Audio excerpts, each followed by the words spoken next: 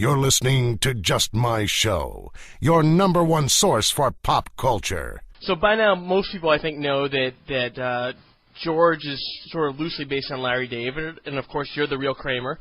But in real life, things are a little bit different. You were Larry David's neighbor. And, That's right, yes. So tell me how you first met him and how that all happened. Well, we were all doing stand-up comedy in the mid-late 70s, and I knew Larry from the world of comedy.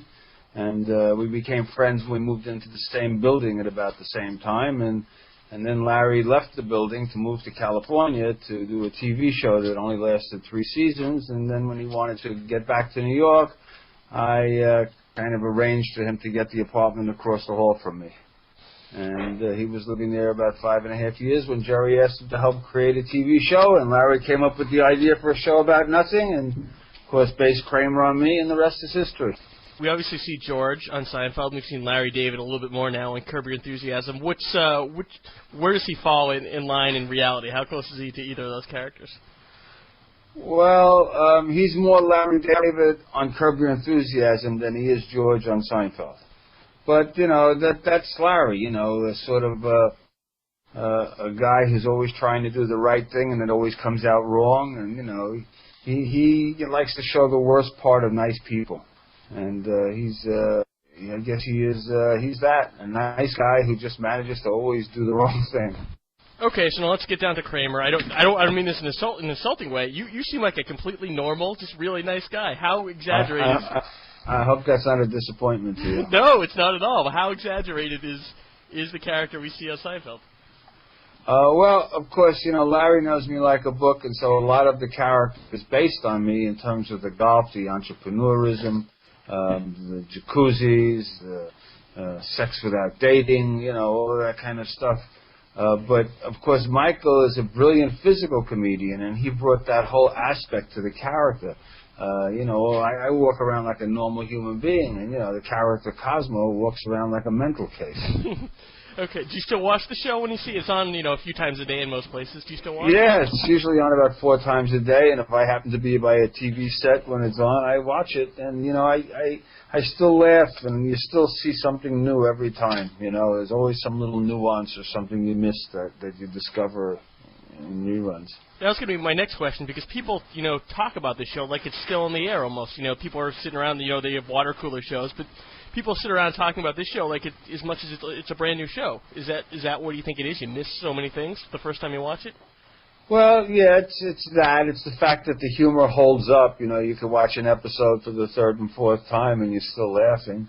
And then, of course, the thing that's really kept it in the public eye is the release of the show on DVD, which they've been spooning out, 1 season at a time. The latest box that came out was the 6th season, so there's 3 seasons left, and of course, the publicity that surrounds every time a new box comes out just keeps the show, extremely popular. Do you have a favorite episode? I guess the contest would have to be my favorite, where the cast makes a bet who could go the longest without treating their bodies as amusement parks. And I thought that was just a real breakthrough in the annals of television history, to have, a prime-time network show that has a storyline of 4 members of the cast who can go the longest without masturbating. It had never been done before. I mean, never, and the fact that NBC put such a show on, and the fact that show won the Emmy, and Larry got his writing Emmy for the best episode of that season, is just an amazing testament to the fact that the humor, when it's really funny, will hold up under any circumstance. Okay, now let's talk about the Kramer reality tour. It's in its 11th year, is that correct? Yep, when I start March 18th, it'll be the 11th season of doing it, which is pretty amazing when you consider Seinfeld only ran for 9 seasons, and now I'm going 2 seasons longer than they did. All right, so tell me what people can expect if they go on the tour with you. Well, the tour starts off in a theater where I do an hour of stand-up telling all the stories behind the stories and all the things that happened in real life, how they ended up becoming episodes and adventures on Seinfeld. And then we take a little break, and then we board a luxury coach, and I take them to all these sites made famous on the show, like the soup kitchen, the restaurant, and, just a whole bunch of surprises. And everyone obviously has a great time because we're still in business and we're still sold out every week 10 years later. And, of course, you did that, and then Larry David followed up your tour by obviously doing the Jay Peterman reality tour on the show. Did you know Right. Did you know that was coming? Yes, I did. I didn't know the extent of it, but I knew that they were going to spoof my tour, but I didn't realize that they would, actually scan my brochure and use that and, just change the word Kramer for Peterman and change my picture on the brochure to Michael's. And, 37.53 hours long, and, it was just, it was pretty amazing. Okay, now on the show, Jerry goes on the J. Peterman reality tour. Has Larry David or any of the cast been on your tour? Yeah, Larry's been on my tour. In fact, there was a journalist there that day who recognized him and asked him what he thought of it. And he said that it was filled with what did he say? He said it was filled with mischaracterization and distortion. That was his comment.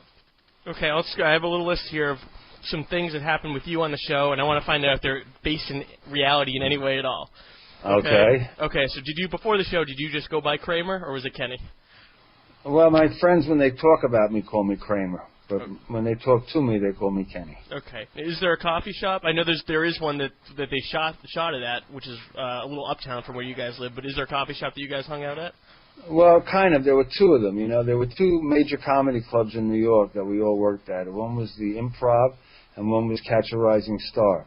And, around the corner from Catch a Rising Star was a coffee shop that was called the Green Kitchen. And around the corner from the Improv was a coffee shop called the Westway Diner. And that's kind of like the green room for the comedy clubs. All the comics would be in there having coffee and, chit-chatting, waiting to go on or just finish going on. And so, Larry came up with the concept that a coffee shop is a device that would bring the cast all together in the same place, without having to be too contriving, so that they could, come together and that some of the storylines in the episode would come together. So just the fact that there were coffee shops that comics hung out at, and the fact that Larry came up with that as a means to be able to put the cast in the same place at the same time, not have to be in Jerry's apartment every time. For more, go to www.justmyshow.com.